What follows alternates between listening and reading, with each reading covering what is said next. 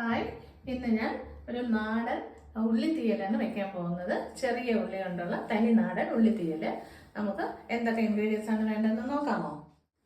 ഉള്ളി ചെറുതായിട്ട് നീളത്തിലരിഞ്ഞത് 1 കപ്പ്, 1 മുറി തേങ്ങ ചിരകിയത്, കടുക്, പുളി, മാളം പുളിയാണ്, പിന്നെ വറ്റൽമുളക്, ഉപ്പ്, കറിവേപ്പില, വെളുത്തുള്ളി 1 അല്ലി, ചെറിയ ഉള്ളി 2-3 പീസ്, പിന്നെ ഉലുവ, മുളക് പൊടി, മല്ലിപ്പൊടി, മഞ്ഞൾപ്പൊടി, പച്ചമുളക്, പിന്നെ വെളിച്ചെണ്ണ. ഇത്രയാണ്. ആയിട്ട് നമുക്ക് പാൻ അടുപ്പത്ത് വെച്ച് കത്തിച്ച് നമുക്ക് തേങ്ങയൊക്കെ വറുത്തെടുക്കാം. തേങ്ങ ഇട്ട് കൊടുക്കാം. തേങ്ങ ഇട്ട് പിന്നെ നമുക്ക് കറിവേപ്പില സെറ്റ് ഇട്ട് കൊടുക്കാം, വെളുത്തുള്ളി, ഉള്ളി ഇട്ട് കൊടുക്കാം, പിന്നെ പുളി ഇട്ട് കൊടുക്കാം. ഇതെല്ലാം കൂടെ ഒരുമിച്ച് നമുക്ക് വഴറ്റിയതിന് ലാസ്റ്റാണ് നമുക്ക് മുളക് പൊടിയും മല്ലിപ്പൊടിയും മഞ്ഞൾപ്പൊടിയും ഇടേണ്ട വറുത്തെടുക്കാം. വെളിച്ചെണ്ണ കൂടി തേങ്ങയുടെ ഒഴിച്ചു കൊടുക്കണം. പിന്നെ നമ്മൾ തേങ്ങ നമ്മൾ മിക്സിയിലൊന്ന് ക്രഷ് ചെയ്തെടുത്താൽ പെട്ടെന്ന് തന്നെ നമുക്ക് മൂത്ത് കിട്ടും. പിന്നെ മൂത്ത് വന്നിട്ടുണ്ട്.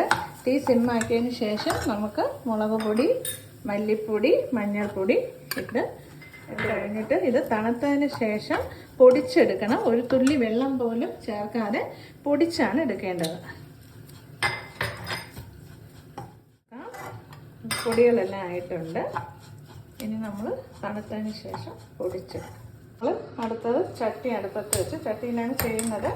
ചട്ടി അടുപ്പത്ത് വെച്ച് എണ്ണ ഒഴിച്ച് കടുക് ഇട്ടിട്ട് ഉള്ളി ഇട്ട് കൊടുക്കാം.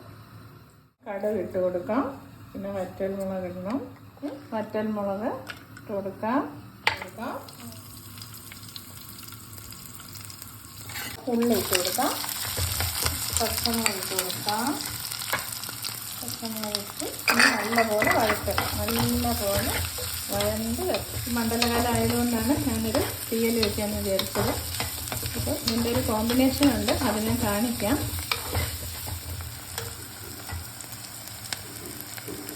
ഇട്ട് കൊടുക്കാം. ആവശ്യത്തിനിട്ട് ഉള്ളിയൊക്കെ നല്ലപോലെ വഴണ്ട് വന്നിട്ടുണ്ട്. ഉള്ളി നല്ലപോലെ വഴണ്ട് വന്നിട്ടുണ്ട്.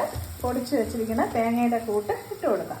തേങ്ങയുടെ കൂട്ട് ഇട്ട് കൊടുക്കുമ്പോൾ തന്നെ അതൊന്നുകൂടി അതിൽ എണ്ണയിൽ കിടന്ന് ഉള്ളിയിലും കൂടെ വന്ന് ശേഷം ആവശ്യത്തിന് വെള്ളം ഒഴിച്ച് നമുക്ക് തിളപ്പിച്ച് കറി കുറുക്കി. വെള്ളം പോലും നമ്മൾ അരയ്ക്കുമ്പോൾ ഒഴിക്കരുത്, പൊടിച്ച് തന്നെ എടുക്കണം, എന്നാലേ ടേസ്റ്റ് കിട്ടത്തുള്ളൂ.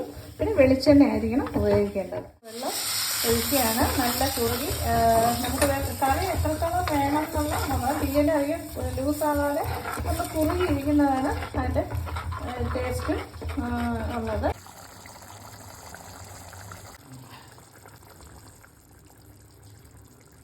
ഇഷ്ടമായ നല്ല നാടൻ ഉള്ളി തീയൽ റെഡി ആയിട്ടുണ്ട്. ഇതിനൊരു കോമ്പിനേഷൻ ഉണ്ട്, അങ്ങനെ കഴിക്കുമ്പോഴാണ് നല്ല ടേസ്റ്റ്. അത് ഞാനിപ്പോൾ കാണിക്കാം.